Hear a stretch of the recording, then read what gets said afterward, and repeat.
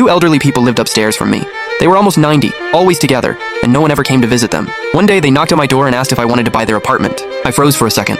I already had a place. Why would I buy yours? The old man said to me, "If you buy it, we only want $150,000. It was a 700 square foot old apartment worth at least $250,000. My first thought was, this is a trap. With trembling hands, he handed me a piece of paper.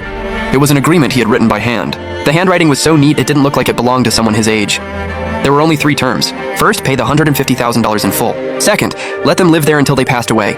Third, after they passed, everything inside the apartment would be mine. I invited them in to sit down. The old lady took a small metal box from her coat. Inside were their IDs and 3 death certificates. One belonged to their son. He died of liver cancer at 32. One belonged to their daughter. She died in a car accident at 29. The last one belonged to their only grandson. He died of leukemia at 7. The dates of death were 2008, 2011, and 2014. The corners of every certificate were worn soft. The old man said, "We looked into it. You have no mortgage, a steady job, and you don't borrow money. This isn't payment for the apartment. It's a deposit for what comes after us. Together, our pensions are $6,280 a month.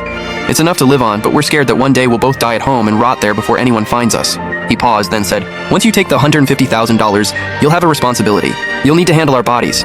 After we're cremated, just put us together in the cheapest box. Whatever money is left is yours. Think of it as us hiring you." My throat tightened. I couldn't say a word. The old lady quietly took a craft paper envelope from her bag and pushed it toward me. Inside were 3 stacks of documents. The first stack was their medication list and insurance cards. The second was the funeral home's package prices. The cheapest one, $8,800, had been circled in red pen. The third stack was a copy of a bank book showing a balance of $100,000. "This is our savings. The password is written on the back. If medical bills aren't enough, take it from here. If anything is left, that and the $150,000 are both yours. We'll sign it and get it notarized." I didn't sleep that night.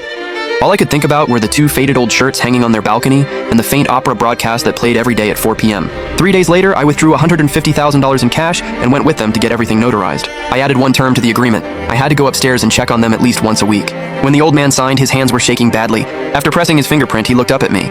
His eyes looked like he had finally put down a 1,000-pound burden. From then on, every Saturday afternoon, I went upstairs for half an hour.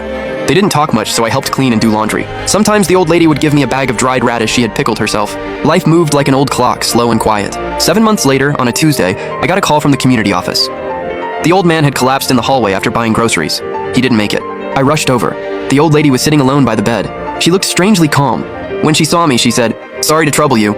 I contacted the funeral home and chose the package they had circled. While sorting through his things, I found an old notebook under his pillow. On the last page, it said, "November 5th, 2023. Shaoli came today. He cleaned the house and we asked him to stay for lunch. He said my pickled vegetables were good. Today is the 214th day we've troubled him. The money wasn't wasted. We chose right." The old lady passed away in her sleep on the 37th day after the old man was cremated. When I cleaned out her bedside table, I found every fruit and snack package I had brought them over those 7 months, neatly